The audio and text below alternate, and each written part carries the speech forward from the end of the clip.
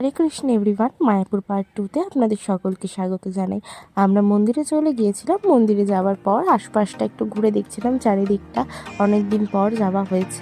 এবং বড় যে মন্দিরটা হচ্ছে টিউবিপি মন্দির, আপনারা জানেন সকলেই, সেই মন্দিরের চারিদিকটাও ঘুরে দেখছিলাম। কিন্তু মন্দিরটা যেহেতু এখনও সম্পূর্ণভাবে ওপেন হয়নি, তাই মন্দিরের ভেতরেও ঢোকা হয়নি। এরপর আমরা ইসকনের গার্ডেনে চলে এলাম। গার্ডেনে একটু ঘুরে বেড়াবো, তার আগে আমরা গিয়েছিলাম রাধা মাধবের দর্শন করতে। কিন্তু ওখানে কোনো ভিডিও নেওয়া হয়নি, কারণ ভেতরে তো কোনো ফোন অ্যালাউ নেই, তাই ওখান থেকে কোনো ভিডিও নেওয়া হয়নি। ভিতরে কীর্তন হচ্ছিল, অপূর্ব দর্শন করলাম রাধা মাধব পঞ্চতত্ত্বে। এরপর আমাদের ভোগের কুপন কাটা ছিল, আমরা ওখানে চলে যাব। গদা ভবনে আমাদের ভোগের কুপন কাটা ছিল। দেখো কতটা ভিড়, লাইন দিয়ে আমরা ভোগের কুপন নিয়ে প্রসাদ খেতে যাব। কুপনটা নিয়ে চলে এলাম গদা ভবনের ভিতরে। কুপনটা জমা দিয়ে আমরা প্রসাদ পেতে যাব। এই যে বসার জায়গাগুলো করা রয়েছে, ওখান থেকে আমরা প্রসাদ নিয়ে এসে প্রসাদ পাবো।